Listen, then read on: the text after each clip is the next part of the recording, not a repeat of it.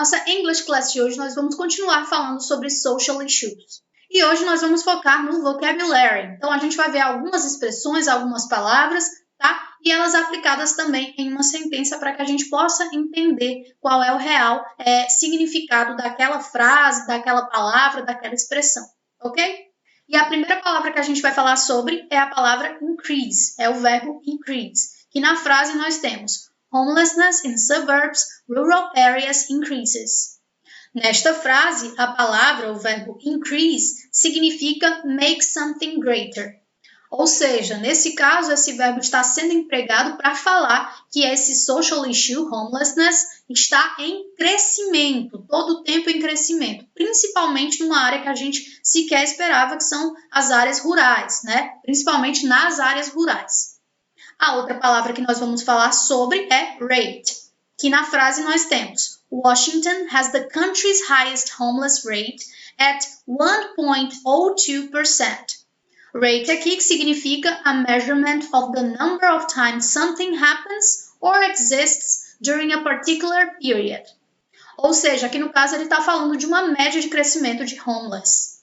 Agora nós vamos falar sobre a expressão sleep rough, que na frase nós temos Rural homelessness tends to be more hidden than in urban areas, with fewer people appearing to sleep rough. Aqui no caso, essa expressão significa having no place to sleep, sleeping on the street. Ou seja, essas pessoas não têm local específico para dormir. Em geral, elas dormem na rua, né, onde elas conseguirem dormir.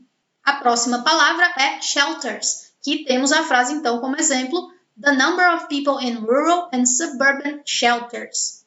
Shelters aqui fazem menção a temporary residences for people without a home.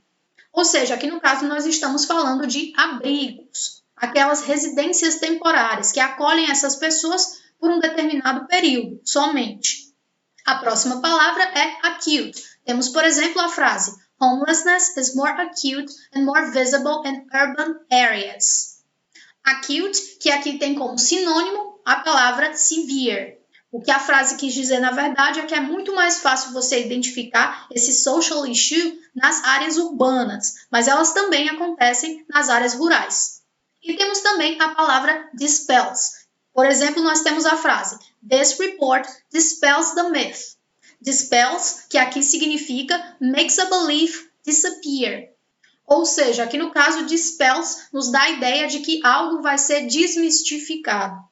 No livro de vocês vão perceber que tem algumas questões que falam sobre uma música de Phil Collins chamada Another Day in Paradise. E aqui nós destacamos algumas frases, algumas palavras que são interessantes para que vocês conheçam, já que fazem total sentido, né, com o tópico que nós estamos trabalhando, que são social issues.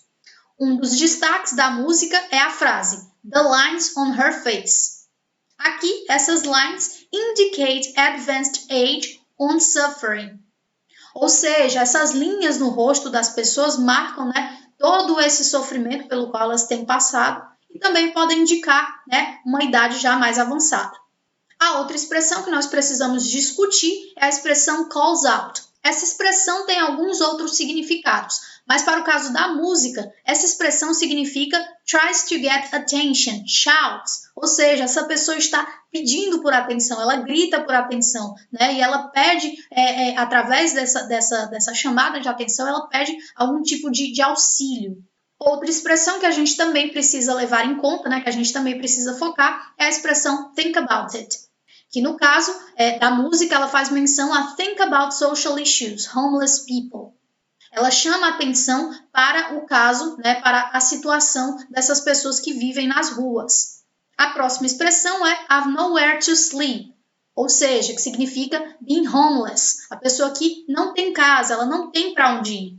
A próxima expressão é blisters on the sole of her feet, que aqui no caso significa injuries. Ou seja, essas pessoas andam tanto, né? E às vezes elas sequer têm um calçado específico para proteger os pés, que elas acabam por ter algumas feridas e alguns machucados por conta disso. Temos então o verbo pretend, que aqui no caso está destacado como pretends. E embora seja muito similar ao verbo que nós temos em português, né? Eles não são iguais, eles não têm o mesmo significado.